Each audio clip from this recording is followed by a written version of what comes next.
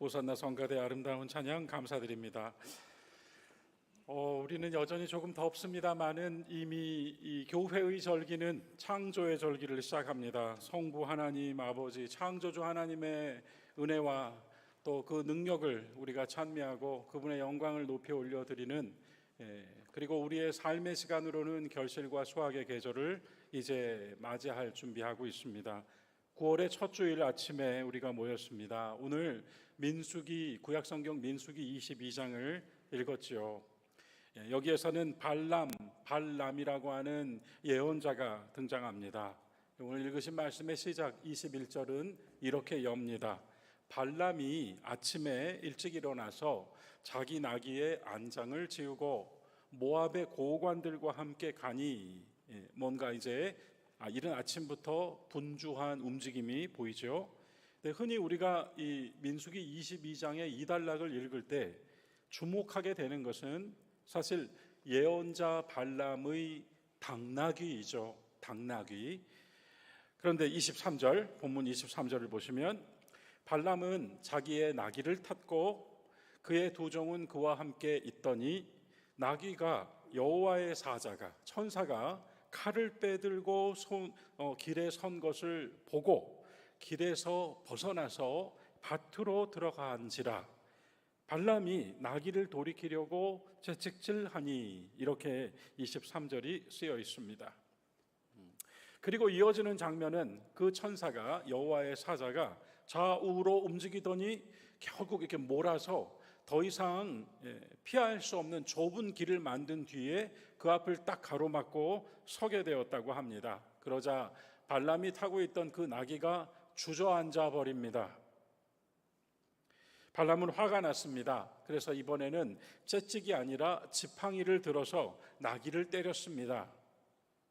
그리고 이어지는 9절의 말씀, 여호와께서 나귀의 입을 여시니.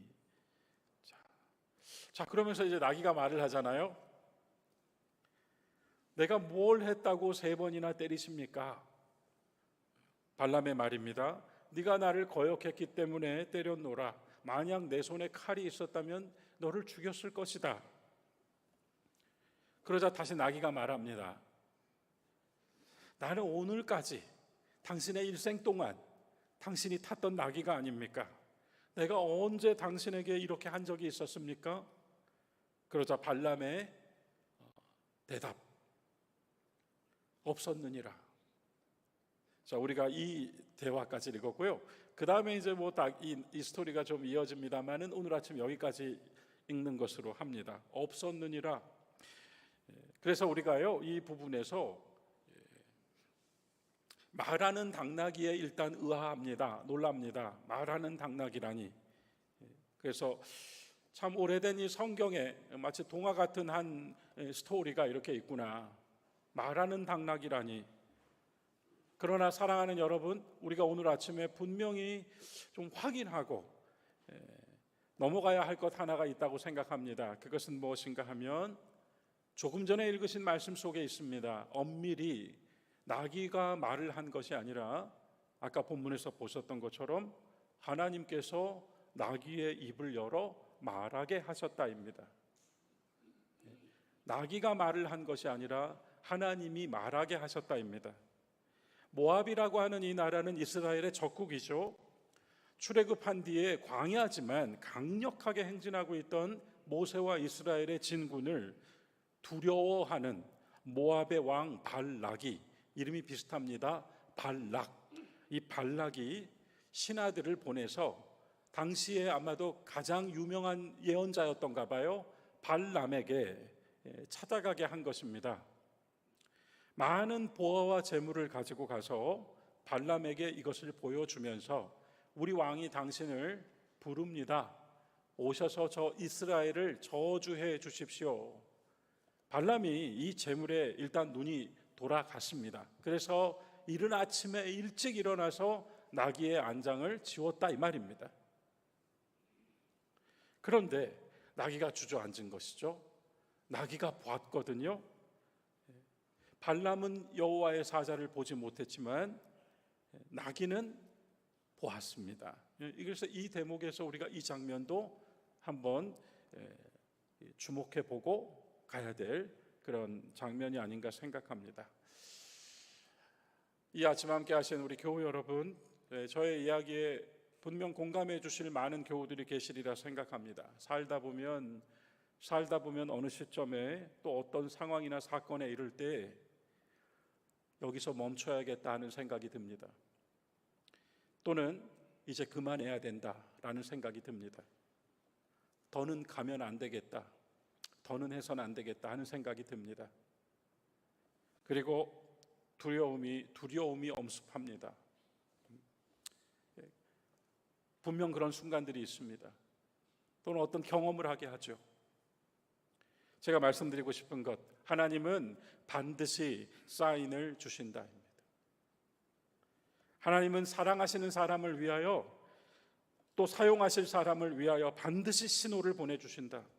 어떤 방법으로든지, 오늘 본문에서는 나귀가 말을 했으나 어떤 방법으로든지 그가 사랑하시는 자들에게 그분의 마음과 뜻을 전해 주신다.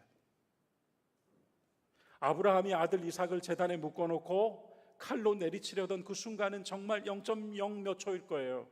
그 짧은 그 초num의 순간에 아브라함아 아브라함아 하고 급히 막아 부르시잖아요.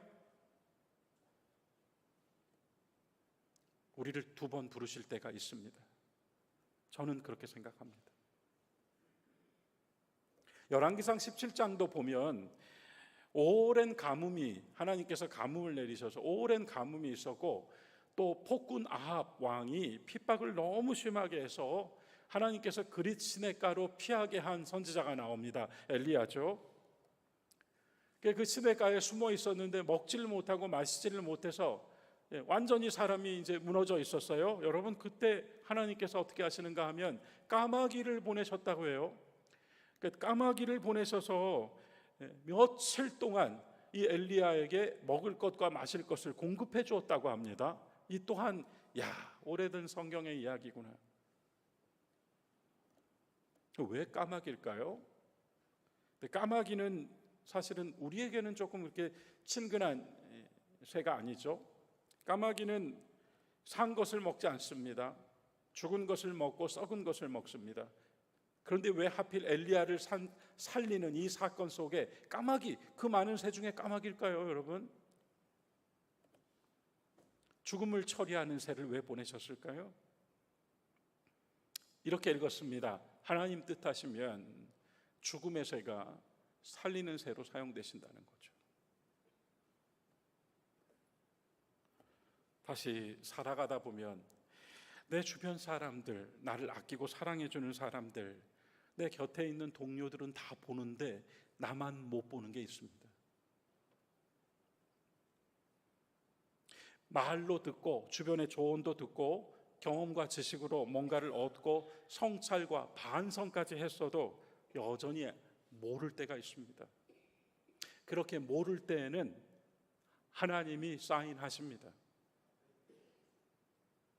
이것이 은총이라고 생각합니다. 은총입니다. 버리지 않으셨거든요. 고통과 시련이 그렇습니다. 고통과 시련 속에서 비로소 발견합니다. 하나님을 발견합니다. 그전에는 제가 하나님의 무엇을 원했습니다. 하나님의 능력을 원했어요. 하나님의 도와주심을 원했습니다. 그런데 고통과 시련 속에서 하나님을 봅니다. 거기서 얻어진 것이 내가 겪고 있는 이것보다 더 귀해서 그 힘으로 일어납니다. 우리가 흔히 입에 붙은 말처럼 신앙의 힘이라고 말하는 것 거기 있습니다. 이전엔 내가 원할 때 하나님 찾아서 하나님의 무엇을 바랬습니다. 그러나 정말 힘들어진 순간에는 하나님을 바랍니다.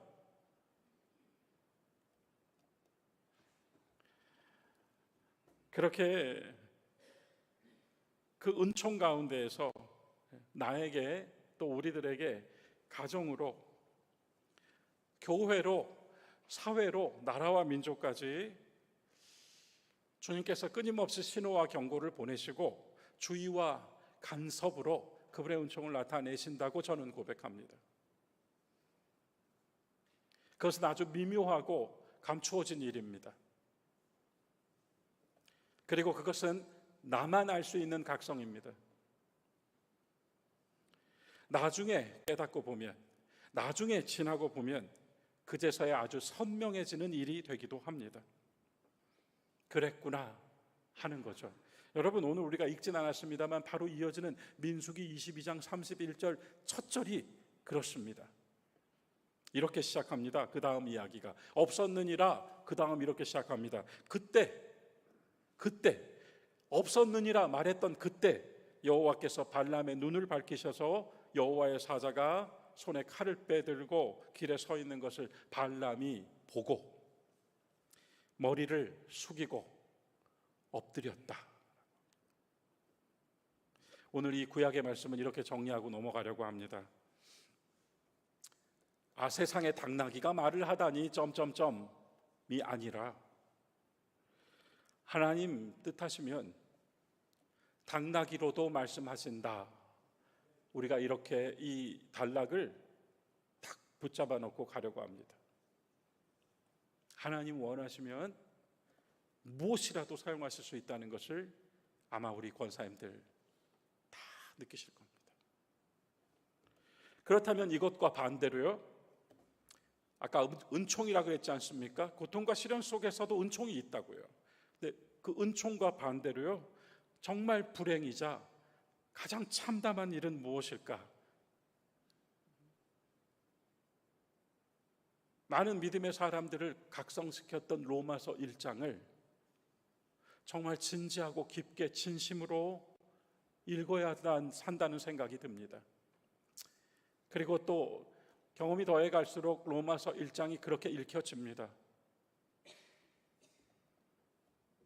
여기서 이 로마서 1장에서 몇 번이나 반복되는 단어가 있습니다. 간과하기 어려운 말이 있습니다. 그것은 바로 하나님께서 내어버려 두사입니다. 포기하신다는 말입니다. 이것이야말로 정말 불행이다 생각합니다. 하나님이 포기해버리셨다. 그래서 여러분 좀 이 지점에서 우리 시편 27편 9절 말씀, 저는 이 구절을 읽을 때마다 전율인데 우리 같이 한 목소리로 시편 27편 9절 기도하는 마음으로 같이 읽어볼까요? 함께 읽읍시다. 주의 얼굴을 내게서 숨기지 마소서. 주의 종을 노하여 버리지 마소서. 주는 나의 도움이 되셨나이다. 나의 구원의 하나님이시여 나를 버리지 마소서. 나를 떠나지 마소서. 저는요, 시편의 이 구절이 참 많이 나온다는 것을 확인했습니다. 또 다른 성경의 말씀들 속에도 기도 가운데 이 구절이 있다는 것을 보았습니다. 사실은 이 구절을 읽을 때마다 저는 개인적으로 가슴을 저미고 겉으로는 그냥 멀쩡하게 읽지만 전 영혼의 눈물을 머금고 읽습니다. 버리지 마소서, 떠나지 마소서, 이것을 어떻게 메마른 사막 같은 그런 그 마른 마음으로 읽을 수가 있겠어요? 버리지 마소서, 떠나지 마소서. 모든 것이 그렇습니다마는 하나님이 나를 버리시고 나를 떠나신다는 것은 가장 두려운 일입니다. 그래, 정말 지금도 일하고 계시는가? 그분은 지금도 일하고 계시는가라고 하는 질문 누구나 할 수 있지만 이 로마서 1장에서 내어버려 두사가 있는 이 1장에서 우리는 몇 개의 구절을 통하여 하나님이 우리에게 무엇을 알게 하시는지 볼 필요가 있어요. 오늘 읽으신 말씀의 1장 20절입니다. 먼저 이거 하나 볼까요? 1장 20절에서 창세로부터 그의 보이지 아니하는 것들 곧 그의 영원하신 능력 신성 그가 만드신 만물에 분명히 보여 알려졌나니 그러므로 그들은 핑계하지 못할지니라. 단서 1. 하나님은 창조하신 이 세계를 통하여 그분을 우리에게 끊임없이 보여주고 계신다. 어렴풋이라도 알고 느끼게 해주신다. 지구와 달의 거리, 지구와 태양의 거리는 너무나도 정확합니다. 만약 이 거리가 조금만 달라져도 인류는 공멸입니다. 많은 예를 꺼내올 것 없이 그냥 이 지구와 달의 거리, 지구와 태양의 거리가 우리의 일, 월, 년을 만들어줍니다. 이것이 조금만 어긋나도 우리는 살 수 없다고 합니다. 이 세계의 질서와 조화와 섭리 안에서 저는 느낍니다. 이것을 어떻게 우연이라고 말할 수 있으며 이것을 어떻게 폭발이라고만 말할 수 있겠습니까? 그 속에서 하나님 창조하신 세계 모든 생명 가운데 그분의 입력값, 그분이 설정해 주신 입력값이 있는 것 같습니다. 사도 바울이요, 어떻게 하나님을 우리는 만날 수 있습니까의 첫 번째로 하나님이 창조하신 세계 가운데 그분을 볼 수 있게 해주셨으니 아무도 핑계할 수가 없습니다, 이렇게 증언하였습니다. 단서 2, 바로 이어지는 21절입니다. 여러분, 이미 19절에서 한번 언급이 되었습니다만 21절 우리 이거 같이 한번 읽어볼까요? 함께 읽읍시다. 하나님을 알되 하나님을 영화롭게도 아니하며 감사하지도 아니하고 오히려 그 생각이 허망하여지며 미련한 마음이 어두워졌나니. 여러분, 여기서 또 하나가 나왔습니다. 어디서요? 인간의 내면, 그 존엄함을 인정받는 영혼 속에서요. 이것은 부모로부터 받아서 태어난 것도, 또한 이것은 사회로부터 교육받은 것도 아닌, 선을 추구하고 아름다움을 추구하고 사랑을 추구하고 진리를 추구하는 이 깊은 마음이요, 하지 말아야 될 것을 알고 해야 될 것을 아는 이 깊은 마음은 바로 그것이 하나님의 인격이고 성품이요, 그분의 속성을, 그분의 형상인 우리들에게 담아주신 것이라고 이야기하죠. 그래서 한면으로는 창조하신 이 세계를 통하여, 또 한면으로는 너무나도 귀한, 존귀한 우리들의 이 내면, 영혼을 통하여. 그런데 28절이 나옵니다. 1장 28절, 또한 그들이 마음에 하나님 두기를 싫어하며 하나님께서 그들을 그 상실한 마음대로 내어버려 두사 나옵니다. 불행이 찾아듭니다. 잘 보십시오. 하나님께서 버리신 게 먼저가 아닙니다. 사람이 신을 버렸습니다. 그럼 그 결과가 무엇이냐라고 이야기하는가 하면 그 상실해버린 마음으로 그냥 살게 두신다는 겁니다. 그 다음 결과가 무엇입니까? 허망한 일들만 하고 산다는 것입니다. 그 결과의 피해자가 누구입니까? 누가 파괴됩니까? 하나님이 파괴되는 것이 아닙니다. 그분의 세계와 생명들과 인간이 파괴됩니다. 그렇게 이어지는 구절, 내어버려 두사 다음 구절은 사실 읽을 때마다 입이 아픕니다. 피곤해집니다. 구절이 이렇게 나옵니다. 직역한 세 번역으로 여러분께 한번 함께 나눠보겠습니다. 제가 읽겠습니다. 그래, 상실한 마음으로 그냥 살아라, 포기했다 하고 내어버려 두사 합당하지 못한 일을 하게 하셨으니 곧 모든 불의와 사악과 탐욕과 악의가 가득하고. 참 싫죠, 여러분? 이 네 개의 단어가 먼저 나왔잖아요. 그런데 그 다음 이어지는 구절에서 5개가 나옵니다. 근데 이 5개가 한 번 더 봤더니 앞에 4개랑 이어져 있더라고요. 그 5개가 무엇입니까? 계속 본다면 시기와 살인과 분쟁과 사기와 악행이라고 합니다. 어떻게 발전했을까요? 불의했던 그것은 시기가 되었고, 추악했던 것은 살인이 되었고, 탐욕으로 가득 찼던 건 분쟁과 사기가 되었고, 악의는 품었던 것은 악행이 되었습니다. 이렇게 9가지 내버려 두었더니, 그리고 그 다음 이어지는 것은 또 사건이 아니에요. 그 다음은 또 이렇게 나옵니다. 30절이야. 수군수군, 비방, 하나님을 미워함, 무례함, 거만함, 뽐냄, 악한 일을 계획함, 부모에게 불순종함, 몰지각함, 약속을 저버림, 무정함, 동정심도 없음. 큰 사건들로서뿐 아니라 일상생활 속에서, 사랑하는 이들과의 관계 속에서, 이웃과 동료와의 관계 속에서 아름다운 얼굴을 잃어버리고, 그 마음을 잃어버리고, 순수를 잃어버리고, 선을 잃어버리고, 몸과 영혼이 병들어가고 망가져 간다고 하는 것이죠. 창조의 첫 주일 아침에요, 우리가 이 절기를 시작하면서 여러분 이거 확인하고 같이 가면 좋겠다는 생각으로 이 말씀을 함께 읽었습니다. 이미 본 대로 첫 번째, 하나님 사랑하시는 사람들 위하여 계속 송신하십니다. 문제는요, 수신기입니다. 우리는 필요할 때만 스위치를 켜거든요. 두 번째, 가장 큰 비극은, 생명의 가장 큰 비극은 생명의 주관자를 잃어버리는 것입니다. 주님께서 포기하시는 겁니다. 이 두 가지가 보였어요. 그리고 세 번째가 하나 더 있네요. 오늘 로마서 말씀 마지막 32절 여러분 같이 읽어요. 32절 함께 읽겠습니다. 그런 짓을 일삼는 자들은 사형에 해당한다는 하나님의 의로운 심판을 잘 알면서도 그들은 자신이 행할 뿐 아니라 그런 짓을 일삼는 자들을 옳다고 해줍니다. 여러분, 이게 저는 가장 무서운 양날의 검 같습니다. 내가 할 뿐만 아니라 그걸 행하는 사람들에게 잘했다고 옳다고 말해준다는 거예요. 우리가 지켜왔던 많은 가치관들이 붕괴되고 상식이 무너져가고 자연이 파괴되어가고 생명이 죽어가고, 여러분 우리가 잘 아는 하버드의 유명한 교수님이 인간이 돈으로 환원되는 시대가 되었다고 했지 않습니까? 여러분과 제가 아무리 존엄을 외쳐도 돈으로 환원되는 사람들이라고 하지 않습니까?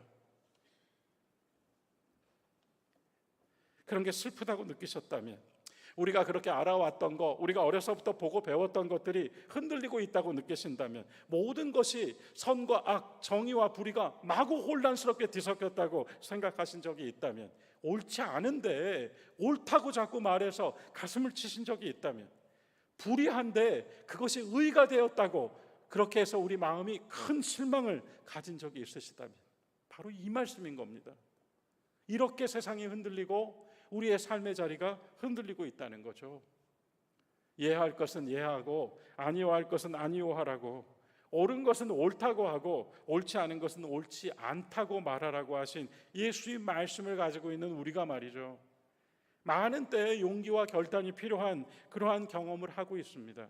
오늘의 교회를 누군가는 복음을 이뤄가는 교회라고 평가합니다. 성공과 출세를 이야기하고 위로와 사람들이 듣기 좋아하는 말로 강단을 계속 꾸미고 있다고 말합니다. 실은 이 방주에 사람 하나라도 더 태워서 영혼을 살리고 구원으로 인도하는 것이 복음의 본연의 역할인데, 복음을 선포하는 데 주저하고 옳지 않은 것을 옳지 않다고 말하는 걸 주저하고 옳은 것을 옳다고 선포하는 것을 주저한다고 말합니다. 시편 27편 9절, 우리가 아까 읽었던 그 다윗의 시처럼, 여러분 정말 이 창조의 세계를 지켜나가고 창조의 세계의 한 중심에 있는 나의 생명을 지켜나가기 위하여 우리가 한번 이 시편을 우리의 기도로 가져와야 되지 않을까 생각합니다. 주님, 나를 버리지 마시고 떠나지 마소서. 주님, 우리를 버리지 마시고 떠나지 마소서. 주님, 우리 집을 버리지 마시고 떠나지 마소서. 주님, 우리 교회를 버리지 마시고 한국 교회를 떠나지 마소서. 주님, 이 나라와 민족을 버리지 마시고 대한민국을 떠나지 마소서. 주님, 인류를, 이 땅을 버리지 마시고 주님의 손으로 내어버려 두사 하는 그러한 일이 있지 않도록 주님께서 그 손을 거두지 마시고 우리를 내버리지 말아주소서. 용기와 두려움, 신앙의 결단, 잘못된 습관을 버림, 삶의 새로운 결심으로 나아감, 생명을 살리는 방식으로 살아가고 말하고 행동함. 여러분, 그 강론은 여러분들의 삶의 자리에서의 몫이죠. 그러나 거기에 전제되어야 할 것이 있다면 용기와 결단일 것입니다. 용기와 두려움은 양쪽 끝이 아니라고 생각합니다. 같이 있는 것 같아요. 정말 용감한 결단과 선택과 행동은 두려움에서 나오지 않을까요? 두려워하는 그 사람이 용기를 냅니다. 굳이 이런 이야기가 필요할까 생각했지만 이순신 장군이 12척 병선으로 133척 외선을 상대하던 명랑해전의 전날 밤 휘하의 장수들과 병사들에게 이렇게 말했다고 하죠. 당신도 두렵다고 하시며 저들도 두려울 거라고 하시며 이렇게 얘기했다고 합니다. 만일 그 두려움을 용기로 바꿀 수만 있다면 그 용기는 100배와 1000배의 용기로 배가 되어 돌아올 것이다. 불의와 사악과 탐욕과 시기와 여러분 우리가 아까 줄줄이 열거했던 그것들 참 싫습니다. 오늘 아침 읽은 이 두 개의 본문에서 오히려 더 좋았던 것은 당나귀가 했던 말이 아닐까요? 오늘까지 당신의 일생 동안 내가 이렇게 한 적이 있었나요? 없었느니라. 이 소리가 여러분 하나님의 목소리로 들리셨다면 오늘 우리는 또 귀를 연 겁니다. 오늘까지 너의 일생 동안 내가 너에게 이렇게 한 적이 있었더냐? 없으십니다. 교회 여러분, 창조의 계절, 하나님의 생명을 찬미하는 계절에 모든 죽어가는 것들에 대하여 시인처럼 윤동주 시인이 그러잖아요. 모든 죽어가는 것들을 사랑해야지. 살아있는 걸 사랑해야지가 아니라 죽어가는 것들을 사랑해야지. 우리가 다시 한번 우리 마음속에 담아주신 양심과 하나님의 세계에 펼쳐놓으신 그분의 손길 속에서 말씀과 예수 그리스도의 십자가를 통하여 우리 신앙과 삶에 대한 결단 그리고 생명을 살리는 사람으로 쓰임받기를 원하는 마음을 더한 그러한 창조의 계절을 여시기를 주의 이름으로 간절히 축원합니다.